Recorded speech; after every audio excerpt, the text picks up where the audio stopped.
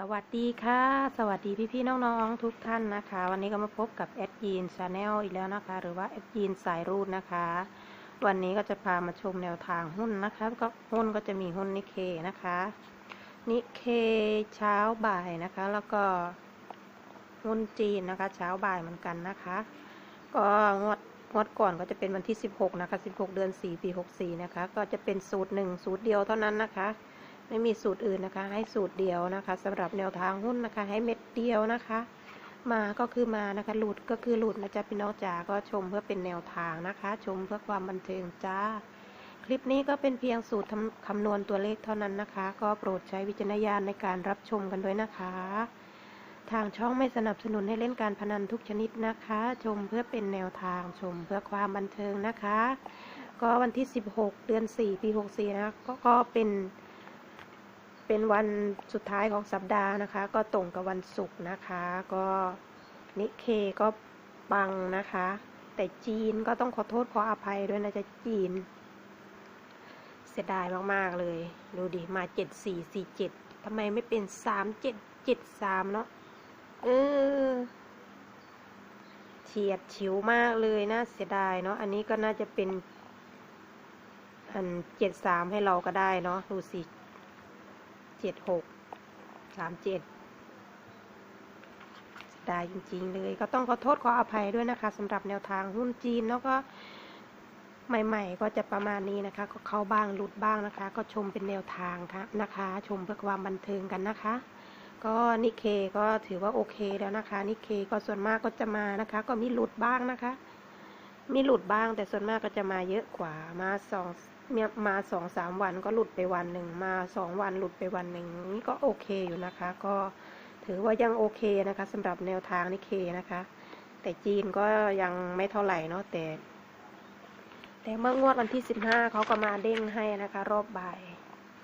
ดูสิ27กับ73 27กับ73เป๊ะๆเลยแต่วันนี้เขาก็เป๋ๆเลยนะจ๊ะวันนี้เช้าบ่ายเป๋เลยวันที่16เนาะแต่นิเคมาเช้าบ่ายนะคะแต่ยิงก็บอกเนาะถ้ามาเช้าเราก็ไม่ต้องตามให้เหนื่อยนะคะก็97นะคะก็79เนาะก็ที่จริงก็เน้นรูดนะคะที่จริงยีนก็ไม่จำเป็นต้องเจาะก็ได้นะคะเพราะว่าเม็ดเดียวยีนให้รูดอย่างเดียวนะคะก็ถ้าใครสายเจาะก็สามารถที่จะเอาตัวเด่นเจาะตัวที่เราชอบได้นะคะอันนี้เห็นไหมยีนติ๊กติ๊กติ๊กติ๊กก็เกือบหมดทุกตัวเหลือไว้2ตัวเนาะเหลือไว้2คู่แค่นั้นเองแอดยีนชอบเมาอยู่แล้วก็ส่วนรอบบ่ายก็จะเป็น37นะคะก็73เนาะวันนี้ก็ถือว่าปังนะคะวันนี้ก็จะมาลงให้นิเคกับจีนเหมือนเดิมนะคะนิเคกับจีนนะคะก็วันที่19นะคะวันนี้ก็แนวทางหลายแนวทางอยู่นะคะก็ลงให้หลายแนวทางนะคะไทยกับฮั่งเซ็งยีนก็ลงให้ด้วยกันนะคะแล้วสำหรับนิเคยีนก็ลงให้กับจีนเหมือนเดิมนะคะยีนก็จะลงรวมให้แบบนี้นะคะก็เพราะว่าจะได้ลดเวลาสักหน่อยเนาะก็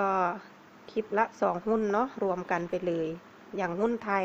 ยก็ยีนจะลงให้กับห้างเส็ง2หุ้นนะคะนิเคก็จะลงให้กับจีนเหมือนเดิมนะคะวันที่19เดือน4นะคะปี64นะคะก็แนวทางหุ้นนะคะนิเคอินะคะก็บวกจีนนะคะ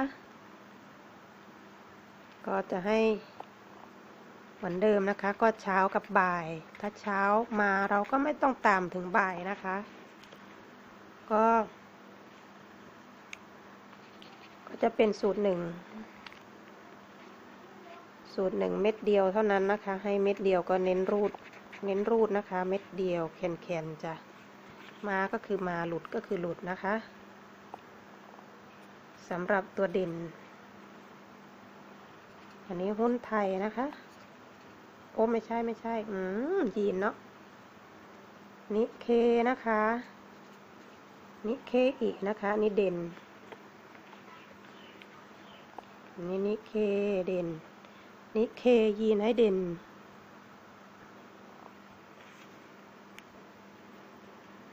ยีนให้เด่นหนึ่งนะคะ ก็รูทหนึ่งก็รูทเลยเนาะ10 11 12 13 14 15 16 17 18 19นะคะอันนี้สำหรับนิเคนะคะ อันนี้ก็จะเป็นหุ้นจีนนะคะ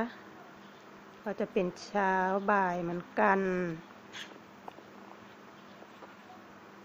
เด่นก็จะให้เม็ดเดียวเหมือนกันนะคะสำหรับจีนยินจะให้เด่น7นะคะเน้นรูดเหมือนกันนะคะแอดยีนก็รูดเลยแล้วกันนะคะ70 71 72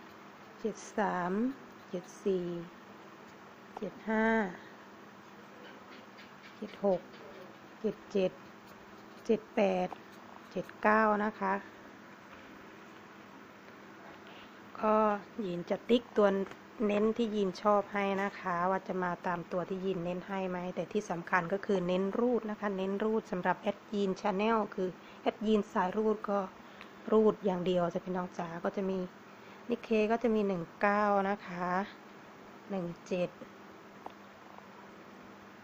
14นะคะก็15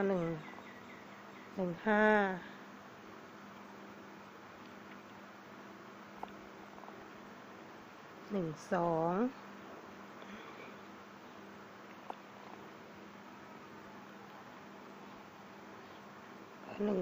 นะคะที่สำคัญก็เน้นรูดนะคะเน้นรูดนะคะ16คู่หนึ่งเนาะที่สำคัญเลยอย่าลืมนะคะเน้นรูดนะคะสำหรับแอดยีนสำ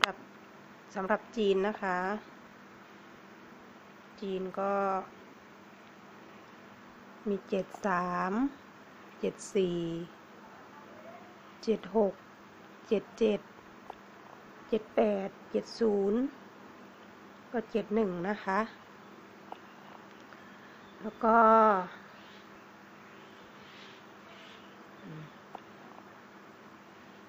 แค่นี้เนาะ